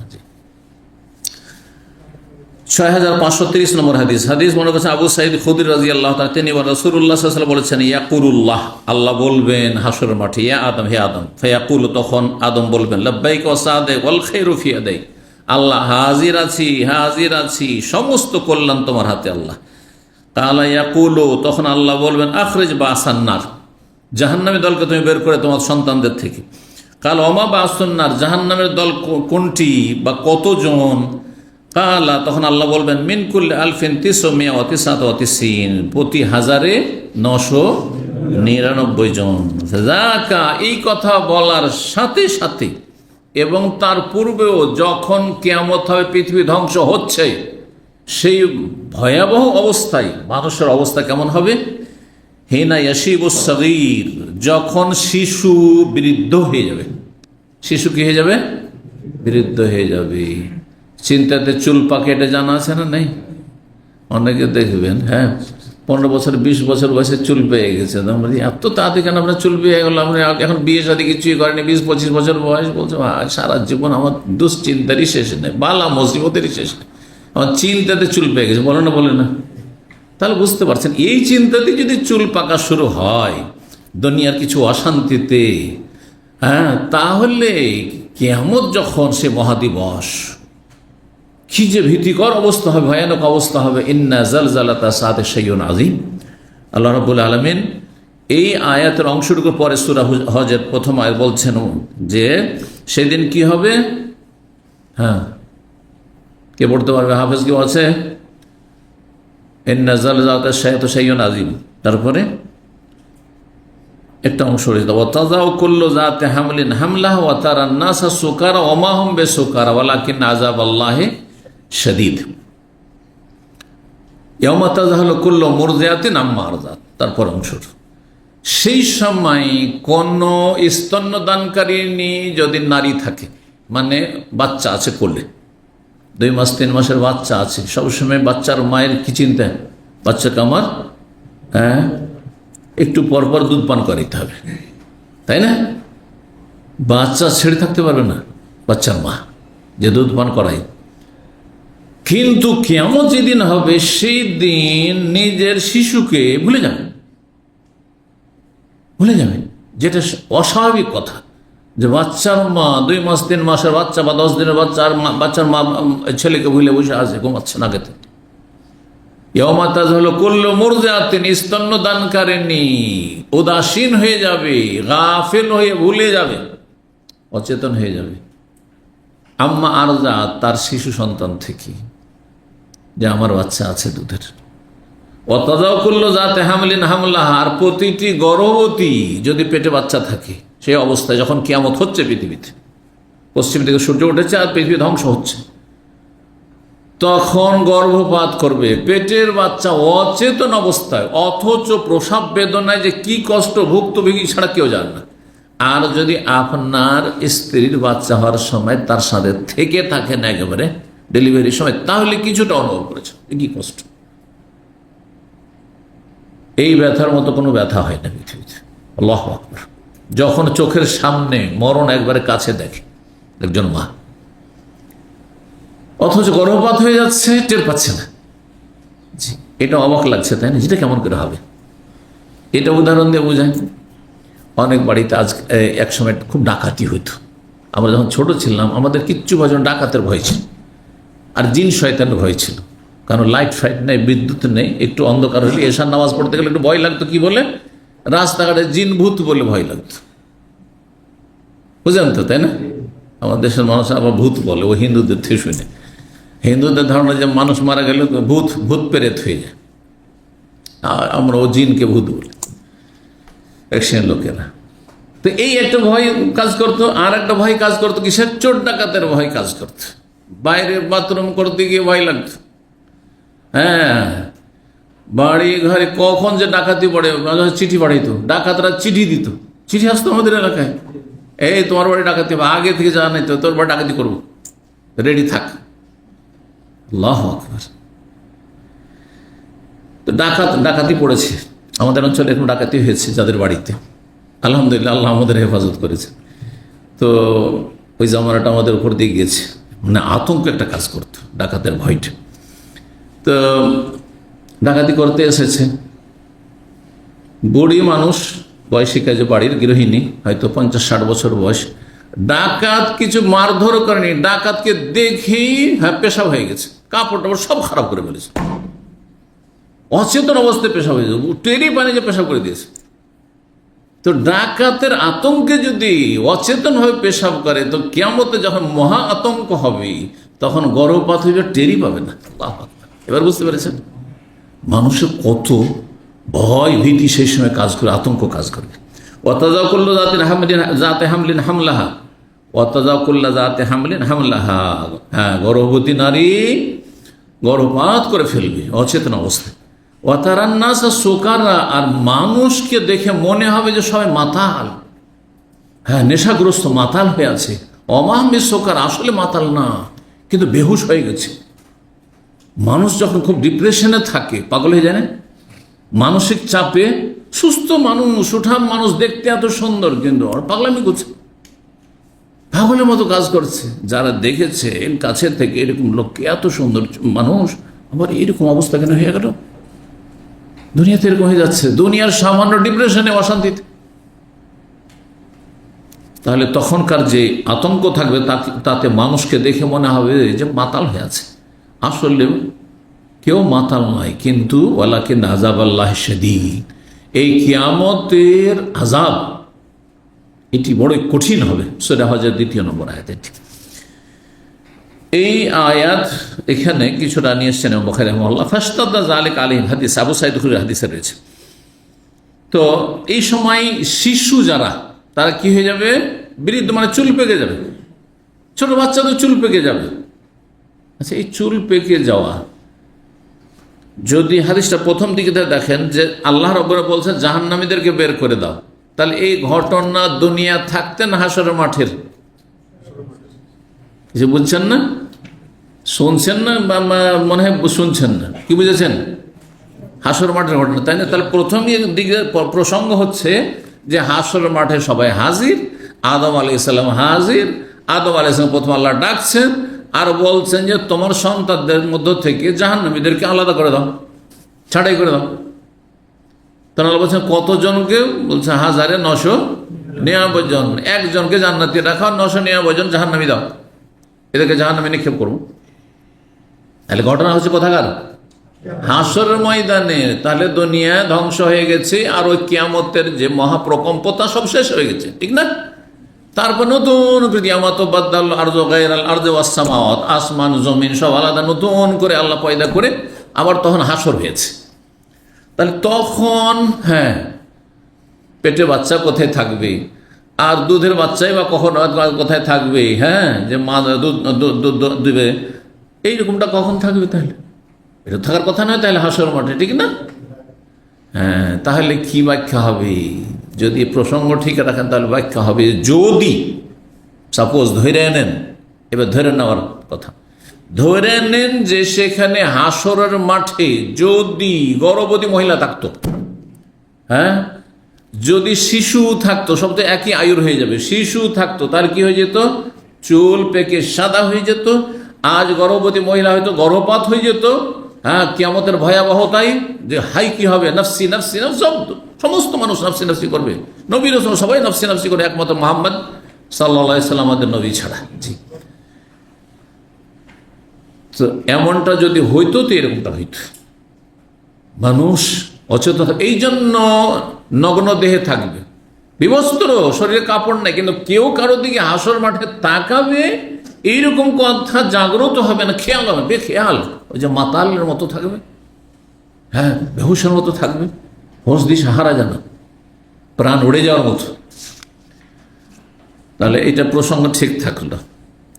আবার কেউ কেউ বলেছেন যে এখানে পরের কথা আর পরের কথাটিকে আগে বর্ণনা করে দেওয়া হয়েছে, যে আদম আলাইহিস সালামকে আল্লাহ বললেন হাসর মাঠে যে জাহান্নামী বের করে দাও, আর তারপরে তখন যেই সময় পৃথিবী ধ্বংস হচ্ছে সেই সময় তো পৃথিবীতে মানুষ আছে, আচ্ছা না নেই? তাহলে তখন গর্ভবতী মহিলা আছে, দুধ দানকারিণী মা আছে, শিশু আছে, আছে না?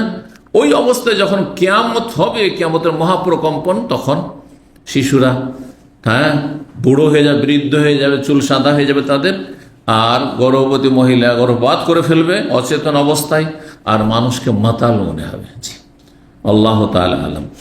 ফাশতাদা যালিকা আলাইহিম, সাহাবায়ে কেরামদের জন্য বিষয়টি বড় কঠিন হয়ে পড়ল। সুবহানাল্লাহ, এত আমরা আমল করছি, এত জিহাদ করলাম, এত কিছু করছি, আর আমাদের মধ্য থেকে 1999 জন কি জাহান্নামী, তাহলে আমরা জান্নাত যাবো কি করে?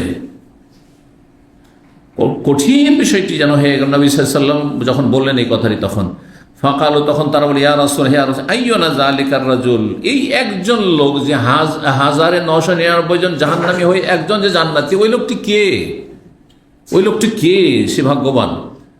কালা, তখন নবী সাল্লাল্লাহু আলাইহি ওয়াসাল্লাম আবশিরু, তোমরা আশ্বস্ত হও, তোমরা সুসংবাদ নাও, তোমাদের জন্য খুশির খবর রয়েছে। কি? ফাইন্না মিন ইয়াজুজ ওয়া মাজুজ আলফান, ইয়াজুজ মাজুজের বংশধর 1000 হবে, জাহান্নামী আর একজন, হ্যাঁ, ওই 1000-এর সাথে একজন জাহান্নামী হবে তোমাদের মধ্য থেকে। তাহলে কমে গেল অনেক। এই জন্য বললাম, যেখানে 1000 কথা বলা হয়েছে সেখানে ইয়াজুজ মাজুজ সামিল আছে, আর যেখানে 99% জন জাহান্নামী বলা হয়েছে সেখানে ইয়াজুজ মাজুজকে বের করে দিয়ে বলা হয়েছে। আল্লাহু আ'লাম, হতে পারে। সুম্মা কালা, তারপরে বললেন নবী সাল্লাল্লাহু আলাইহি ওয়াসাল্লাম, নাফসি বিয়াদি, সে আল্লাহর কসম করে বলছি যার হাতে আমার প্রাণ রয়েছে, ইন্নী লা আতমাউ, আমি আল্লাহর কাছে আশা রাখি, আনতা কোন সুলুস আহলে জান্নাহ, যে তোমরা জান্নাতীদের তৃতীয় অংশ হবে। এখানে তাহলে হাদিসের সংক্ষেপ, আগের হাদিসে কি ছিল? 4 ভাগের 1 ভাগ হবে। হ্যাঁ, ঠিক আছে, আমরা রাজি। 3 ভাগের 1 ভাগ তোমরা হবে, তারপরে অর্ধেক হবে বলেছেন, 3 বারে বলেছেন। এখানে 2 বারের আশা করি যে তোমাদের সংখ্যা কি হবে, 3 ভাগের 1 ভাগ জান্নাতি হবে এই উম্মতের। কালা ফাহামিদিন আল্লাহ, তখন আল্লাহর আমরা প্রশংসা শুকরিয়া আদায় করলাম। আলহামদুলিল্লাহ আকাব্বার, আল্লাহু আকবার বললাম। তাই অবাক হওয়ার সময় সাহাবায়ে কেরামগণ কখনো আল্লাহু আকবার বলতেন, কখনো সুবহানাল্লাহ বলতেন। কিন্তু আমাদের দেশে শুধু সুবহানাল্লাহ প্রচলন, আর সহি কথা বললেও সুবহানাল্লাহ, আর শিরক বিদআতের ধর্মকর্মের কথা যদি বক্তা জাহিল বলে তাও সুবহানাল্লাহ, সব কিছুতে সুবহানাল্লাহ। হ্যাঁ, পীরদের গাঁজাখড়ি কিচ্ছা কাহিনী, যে বাংলাদেশের পীরেরা গিয়ে আফ্রিকা জঙ্গলে মিটিং করে, সুবহানাল্লাহ। এই হলো ধর্মকর্ম দেশে। আস্তাগফিরুল্লাহ। বলছে আসাম তো জঙ্গল ছিল, আসাম জঙ্গল ছিল, জঙ্গলকে আবাদ করেছে বাঙালিরা। কালকে ফেসবুকে দেখছিলাম, বাঙালি জাতি মাশাআল্লাহ কর্মঠ জাতি, যেখানে গেছে মেহনত করেছে। সৌদি আরবে সে শাকসবজি করছে, আম বাগান করছে, অনেক কিছু করেছে এরা।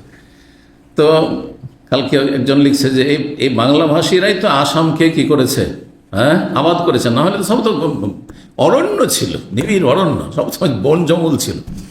তো যাই হোক, এখানে এক কিস্সা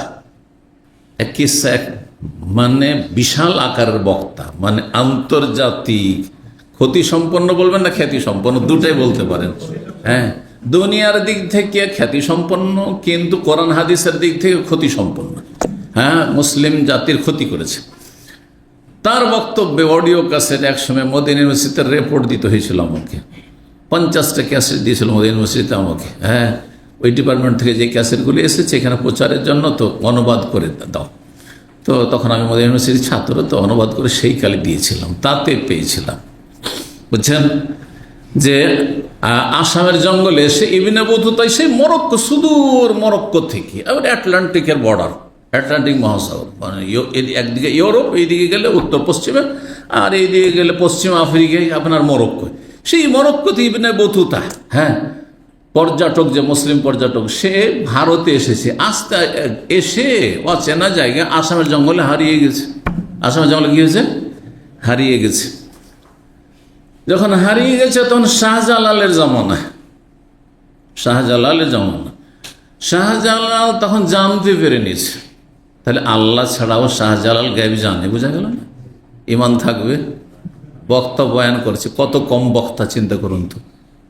ও যে ইনডাইরেক্ট এখানে তার কেসা থেকে জনগণকে মেসেজ দিল যে শাহজালাল আলেমুল গায়ব, অদৃশ্যের বন জঙ্গলের খবর রাখে, চোখড়া আল খবর রাখে। আপনাদের কেউ বা আমি এই দরজার বাইরে কে আছে খবর রাখেন? হ্যাঁ, খবর রাখেন? আপনার রুমে চোর ঢুকেছে, টাকা পয়সা নিল নাকি, কোন খবর রাখেন? কোন খবর রাখেন না। কে কি করছে আপনার রুমমেটগুলো, কোন খবর রাখেন?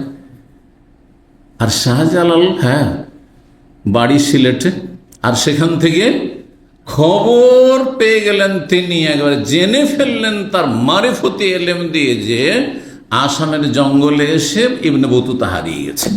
তখন মরিদানদেরকে বললেন, ভক্তকুলকে, যে যাও তাড়াতাড়ি দৌড় দাও আসামের জঙ্গলে কামাচ্ছাই, হ্যাঁ, বা কামাক্ষাই, দুটোই বলা হয়। তো বাংলাতে কামাখ্যা বলে, হ্যাঁ, আর এরা ওর হিন্দি ভাষার কামাচ্ছা বলে, ঠিক এই আসামের বিশেষ একটা অংশ। তো সেখানে বন জঙ্গলে তিনি হারিয়ে গেছে, রাস্তা খুঁজে পাচ্ছে না, তাকে উদ্ধার করে নিয়ে এসো। হ্যাঁ, আমার ভাই ইবনে বতুতা ওখানে হারিয়ে গেছে। চিন্তা করুন তো, এই কিচ্ছা বয়ান করে আমাদের দেশে, আর মানুষ শুনে বলে সুবহানাল্লাহ, সুবহানাল্লাহ, শিরকি কিচ্ছা বয়ান হচ্ছে। আর তার উদ্ধারও করে নিলেন, গায়েবও জেনে নিলেন, আবার উদ্ধারও করে দিলেন। সুবহানাল্লাহ, সুবহানাল্লাহ বলবেন না, বলে নাউজুবিল্লাহ বলবেন? নাউজুবিল্লাহ বলতে আল্লাহ হেফাজত করুক এইসব শিরক থেকে। তো নবী সাল্লাল্লাহু আলাইহি ওয়াসাল্লাম কি বললেন? যখন সাহাবায়ে কেরাম আল্লাহর প্রশংসা করলেন আর তাকবীর পাঠ করলেন, সুম্মা কালা, তারপরে বললেন নবী ওয়াল্লাযী নাফসি বিয়াদিহি, প্রথমবারে বললেন, এখানে তাহলে দুইবার কথা বলা হয়েছে, 1/3 অংশ তোমরা হবে আর বাকি 3/2 অন্যান্য উম্মত মিলে জান্নাতি। তারপরে ওয়াল্লাযী নাফসি বিয়াদিহি, আল্লাহর কসম করে বলছে যার হাতে আমার প্রাণ রয়েছে, ইন্নী লা আতমা, আমি আশা করি, আনতা কোন শাতর আহলিল জান্নাত, তোমরা জান্নাতের অর্ধেক সংখ্যায় হবে, অর্ধেক তোমরাই হবে শুধু এই উম্মতের। ইন্না মাসালাকুম, তোমাদের উদাহরণ দৃষ্টান্ত হচ্ছে ফিল উমাম, অন্যান্য জাতির মাঝে, কামাসালি শারাতিল বাইজা, একটি সাদা পশমের মতো, ফিজিলদি সাউরিল আসওয়াদ, কালো গরু বা কালো ষাঁড়ের চামড়াই, কার রাকমাতে ফিজের আইল হেমার, অথবা আরেকটি উদাহরণ দিয়েছেন আউ, অথবা কার রাকমাতে ফিজের আইল হেমার। রাকমাহ মানে হচ্ছে দাগ, রাকমাহ মানে সাদা দাগ, দাগ ফিজের আইল হেমার, গাধা, গাধার রং তো জানে আছে, গাধার সামনের পা, জেরা আমাদের মানুষের জেরা মানে হাত, জেরা মানে হাত, কিন্তু পশুর যখন বলবেন জেরা তখন কি হাত হবে? রিজিল মানে পা হয়, তাই না? বাক্কাদাম, কদম মানে পা হয়, পায়ের আরবি দুটো, এখানে জেরা বলা হয়েছে। এখন শাব্দিক অর্থ যদি করি, জেরা মানে তো হাত হয়, মানুষের হাত হয়। এখন যদি বলি যে গাধার হাত, তাহলে মানুষ হাসবে না? তাহলে কি তর্জমা করতে হবে? গাধার সামনের পা, তাহলে বলতে হবে, কি বলতে হবে? হ্যাঁ, পেছনের দুটো পা আর সামনেরটা হচ্ছে জেরা মানে সামনের পা। যেই ভাষায় যে শব্দগুলি ব্যবহৃত হয় সেই শব্দ দিয়ে আপনাকে অনুবাদ করতে হবে। আরবির শাব্দিক অর্থ সব জায়গায় করলে কাজ হবে না, তা তো হাস্যকর হয়ে যাবে।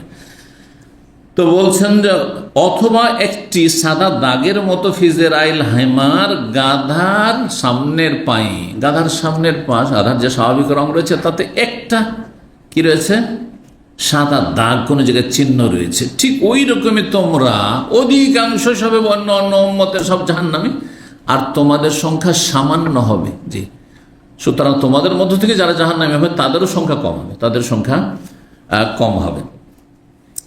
47 নম্বর অধ্যায় বলছেন বাবু কওলিল্লাহ তাআলা, এই অধ্যায় মহান আল্লাহর বাণীর তাফসীর সম্পর্কে। আলা ইয়াযুন্নু, তারা কি এটি বিশ্বাস করে না, উলাইকা আন্নাহুম মাবউসুন, যে তাদেরকে পুনরুত্থান করা হবে, বা তাদের পুনরুত্থান করা হবে, তাদেরকে তারা পুনরুত্থিত হবে। আন্নাহুম মাবউসুন, তাদেরকে উঠানো হবে কবর থেকে মরার পরে। কিসের জন্য? লিয়াউমিন আজিম, মহাদিবসের উদ্দেশ্যে, অর্থাৎ কিয়ামতের উদ্দেশ্যে, বিচার দিবসের উদ্দেশ্যে। কোন দিন? ইয়াউমা ইয়াকুমুন নাসু লিরাব্বিল আলামিন, যেই দিন রব্বুল আলামিন, যিনি বিশ্ব জগতের প্রতিপালক, তার সামনে সমস্ত মানুষ দণ্ডায়মান হবে, আল্লাহর সামনে দাঁড়াইতে হবে, হাজিরা দিতে হবে এবং হিসাব দিতে হবে। আব্দুল বিন আব্বাস রাদিয়াল্লাহু তাআলা বলেন, সূরা বাকারা 166-তে রয়েছে, ওয়া তাকাত্তাত বিহিমুল আসবাব, ওয়া তাকাত্তাত বিহিমুল আসবাব, অর্থাৎ যখন হাসরের মাঠে বিচার দিবসে মানুষরা উপস্থিত হবে, তখন দুনিয়ার যে যত রকমের সম্পর্ক ছিল সমস্ত সম্পর্কগুলি কি হয়ে যাবে? ছিন্ন ভিন্ন হয়ে যাবে। তাকাত্তা মানে ছিন্ন ভিন্ন হয়ে যাবে, ছিন্ন ভিন্ন হয়ে যাবে, কোনো সম্পর্ক থাকবে না।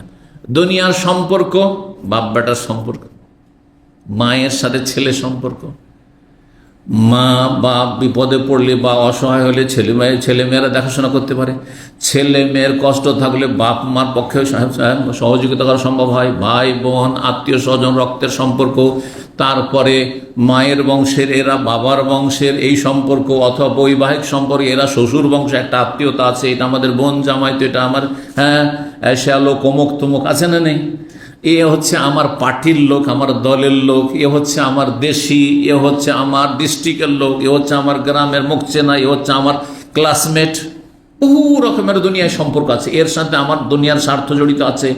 আজকে সে বিপদে পড়েছে, কালকে আমি যদি পড়ি, সুতরাং তার পাশে আমাকে দাঁড়াইতে হবে। করছে না? তো দুনিয়াতে একজন অপরজনের বিভিন্ন স্বার্থে বিভিন্ন সম্পর্কের কারণে কাজে আসে বা কাজে আসার চেষ্টা করে, কিন্তু হাসরের মাঠে ও তাকাত্তাত বিহিমুল আসবাব, সমস্ত রকমের যোগ সংযোগ যেটা বলা হচ্ছে, সম্পর্ক সব বিচ্ছিন্ন হয়ে যাবে। আসবাব মানে হচ্ছে আল ওসলাত, ওসলাত ফি দুনিয়া, দুনিয়ার সম্পর্কগুলি, পার্থিব যে সম্পর্কগুলি সেগুলো সব ছিন্ন ভিন্ন হয়ে যাবে। কেউ কারো সাথে পরিচয় নেবে না, আর কেউ উপকার করতে পারবে না। ইয়াউমা ফিরুল মারউ মিন আখি, নিজের ভাইকে দেখে, বাপকে দেখে, ছেলেকে দেখে, আত্মীয় স্বজনকে দেখে, স্বামী স্ত্রীকে দেখে সব পালাবে। বিশেষ একটা সময়, কিন্তু এমন একটা সময় আসবে যে সময় যারা সাফাতের যোগ্য, সুপারিশ করার যোগ্য, তখন তারা সুপারিশ করার অনুমতি পাবে। হ্যাঁ, সেটার পরিপন্থী আয়াত নয়। তাহলে বিভিন্ন স্তরের কথা হাসর মাঠে বলা হয়েছে। 6531 নম্বর হাদিস, হাদিস বর্ণনা করেছেন আব্দুল্লাহ বিন উমর রাদিয়াল্লাহু তাআলা, তিনি বলেন নবী সাল্লাল্লাহু আলাইহি ওয়াসাল্লাম বলেছেন, ইয়াউমা ইয়াকুমুন নাসু লিরাব্বিল আলামিন, সমস্ত স্মরণ করো সেই দিবসকে, মহাদিবসকে, যেই দিন রব্বুল আলামিন আল্লাহর সামনে সমস্ত মানুষ হিসাব দেওয়ার জন্য দাঁড়াবে। কালা, এই আয়াতের তাফসিরে বলেছেন নবী সাল্লাল্লাহু আলাইহি ওয়াসাল্লাম, ইয়াকুমু আহাদুহুম ফি রাশইহি, হাসরের মাঠে দাঁড়াবে যে কোনো ব্যক্তি তার নিজের ঘামে, কতটা ঘাম বয়ে বয়ে বয়ে, হ্যাঁ, ঘাম কতটা পরিমাণ হয়ে যাবে, এলা আনসাফে উযনাইহি, তার কানের অর্ধেক পর্যন্ত। কানের অর্ধেক, নিসফের বহু বচন হচ্ছে আনসাফ, কানের অর্ধেক, এইটা মানে কানের ছিদ্র পর্যন্ত কানে ঢুকে যাবে, ঘাম কানে ঢুকে পড়বে। আল্লাহু আকবার। কিন্তু এটা কি সবার হবে? অন্য আরেকটি হাদিস বিস্তারিত রয়েছে, সেই সময় সবার ঘাম হবে, কিন্তু কারো ঘাম পায়ের তলানিতে থেকে যাবে, তলায় থেকে যাবে, কারো টাকনা পর্যন্ত হবে, কারো হাঁটু পর্যন্ত হবে, কারো রান বা কোমর পর্যন্ত হবে, কারো বুক পর্যন্ত হবে, কারো ইউলজেমহুম ইলজামান, একেবারে মুখ পর্যন্ত হাবুডুবু করবে, আর কান পর্যন্ত, কারো কানে পর্যন্ত ঢুকে যাবে। জি, যার যত পাপ বেশি, হ্যাঁ, তাদের শাস্তি এই ঘামে হাবুডুবু করার শাস্তিও তাদের বেশি। জি, তো এই ছিল হাদিস 6532 নম্বর হাদিস, সর্বশেষ হাদিস। আবু হুরায়রা রাদিয়াল্লাহু তাআলা আনহু বর্ণনা করেছেন। আগের হাদিসটি ইবনে ওমর, আর এটি আবু হুরায়রা, একই মর্মের হাদিস। বলছেন আন্না রাসূলুল্লাহ সাল্লাল্লাহু আলাইহি ওয়াসাল্লাম, নবী সাল্লাল্লাহু আলাইহি ওয়াসাল্লাম বলেছেন, ইয়ারাকুন নাসু ইয়াউমাল কিয়ামা, কিয়ামতের দিনে মানব জাতি সকলেই কি হবে, সকলের ঘাম প্রবাহিত হবে, কারণ সূর্য অত্যন্ত নিকটবর্তী হবে। যার ফলে সূর্য কত দূরে হবে? হ্যাঁ, 1 মাইল। হাদিসে মিল শব্দটি এসছে, আরবিতে মিলের দুটো অর্থ হয়, মিলের দুটো অর্থ। মিলকে ইংরেজিতে গিয়ে মাইল করেছে, বুঝছেন না? ওই অর্থ যারা করেছে নতুন অর্থ। এই মিল আর মাইল, এই মাপ তো নবী সাল্লাল্লাহু আলাইহি ওয়াসাল্লামের জামানায় ছিল না, পরবর্তীতে এসেছে। তারপরে কিলোমিটার এসছে। তো এই যারা এই অর্থ করেছে নতুন অর্থ, তারা বলছে 1 মাইল দূরে হবে, ঠিক না? আর আরেকটি অর্থ, প্রাচীন আরবিতে মিল বলা হয় সুরমাদানিকে। সুরমাদানি বুঝেন তো? সুরমা ব্যবহার করেন কেউ? একসময় ছিল সুরমা মাদ্রাসা ছাত্র খুব বেশি ব্যবহার করত, কিন্তু এমন ভুল আজকাল মানুষ ভুলেছে, কেউ সুরমা মনে হয় ব্যবহার করেই না, তাই না? পুরুষরা, মহিলা না, পুরুষরাও সুরমা ব্যবহার করতো একসময় খুব বেশি, আমাদের ছাত্র যাওয়ার দেখেছি। তো সুরমার দেখেছেন? হ্যাঁ, ওর মধ্যে সুরমা দানি থাকে। হ্যাঁ, আগের আমাদের জামাতে পিতলের পাওয়া যেত, পিতলের। তো কতটা থাকে? একটা আঙ্গুল বরাবর হবে না, একটা আঙ্গুল বরাবরও হবে না, তাহলে এতটা দূরে, একটা আঙ্গুল বরাবর এত কাছে হবে। যদি মিল মানে সুরমাদানির অর্থ করা যায়, তো সেটি হইতে পারে। এক কথায় সূর্য অত্যন্ত কাছে হবে। হাত্তা ইয়াযহাবা আরাকুহুম, এমন ঘাম বইবে যে হাত্তা ইয়াযহাবা আরাকুহুম ফিল আরদি 70 জিরান, মানুষের ঘাম ভূগর্ভে, মাটির ভিতরে কতদূর পৌঁছবে? 70 গজ নিচে চলে যাবে। হ্যাঁ, 70 গজ নিচে চলে যাবে। বৃষ্টি বর্ষণ হচ্ছে, আপনি বৃষ্টি বর্ষণ পরে খোদাই করে দেখেন, হয়তো কিছু দূর পরে 1-2 হাত পরে আর পানির রস যায়নি, বৃষ্টির রস নিচে যায়নি, শুকনো হয়ে আছে, তাই না? কিন্তু ঘাম এত বেশি হবে যে 70 হাত বা 70 গজ, জেরা মানে গজও হয়, আর জেরা মানে এই হাতকেও জেরা বলা হয়। তো যদি গজের হিসাব করেন তাহলে এই হাত তখন হচ্ছে না, কারণ 18 ইঞ্চি আছে, তখন 36 ইঞ্চিতে 1 গজ হয়, 36 ইঞ্চিতে 1 গজ হয়। আর 1 মিটার কত ইঞ্চিতে? হ্যাঁ, এই সেন্টি বলছে না, এইতে বলতে হবে, ইঞ্চিতে বলতে হবে। 40 সহজ ভাষা, কাছাকাছি। তো বলছেন যে 70 হাত বা 70 গজ নিচে ভূগর্ভে চলে যাবে মানুষের ঘাম, জি, ওয়ুলজিমুহুম, এবং তারা ঘামে হাবুডু তাদের মুখ পর্যন্ত পৌঁছে যাবে। লেজাম বলা হয় লাগামকে, যে ঘোড়ার লাগাম লাগানো হয়, এর লাগামকে বলা হয় লেজাম। না, লেজাম হাদিস শব্দটি রয়েছে, লেজাম আলাদা জিনিস। লেজাম মানে লাগাম। তো এখানে যেমন ঘোড়ার লাগাম থাকে, অর্থাৎ মুখে লাগাম থাকে, মুখ পর্যন্ত ঘাম পৌঁছে যাবে আর হাবুডুবু করতে থাকবে। ইলজিমহুম, এক শ্রেণীর মানুষ, অধিকাংশই যারা কাফের হবে, পাপিষ্ট হবে, তাদের ঘাম তাদের মুখ পর্যন্ত পৌঁছে যাবে। হাত্তা ইয়াবলুগ আযানহুম, এমনকি সেই ঘাম তাদের কানেও প্রবেশ করবে, কানেও ঢুকে পড়বে, মুখে প্রবেশ করবে, হাবুডুবু করবে আর কানে ঘাম প্রবেশ করে যাবে। এখানে আজকের আলোচনা শেষ করছি। জাযাকুমুল্লাহ খাইর। আল্লাহ রাব্বুল আলামিন আপনাদের আমাদের সার্বিক জীবনে বরকত দান করেন, সমস্ত অশান্তি থেকে আল্লাহ হেফাজতে রাখেন, জালেমের জুলুম থেকে আল্লাহ মুসলিম ভাই বোনদেরকে আল্লাহ হেফাজতে রাখেন, আপনাদের রুজিতে আল্লাহ যেন বরকত দান করেন, সমস্ত অনিষ্ট থেকে আল্লাহ যেন হেফাজতে রাখেন। যেখানে আমরা থাকি আল্লাহ যেন আমাদের সকলের হেফাজত করেন। সুবহান রাব্বিকা রাব্বিল ইজ্জাতি আম্মা ইয়াসিফুন ওয়া সালামুন আলাল মুরসালিন, আলহামদুলিল্লাহি রাব্বিল আলামিন।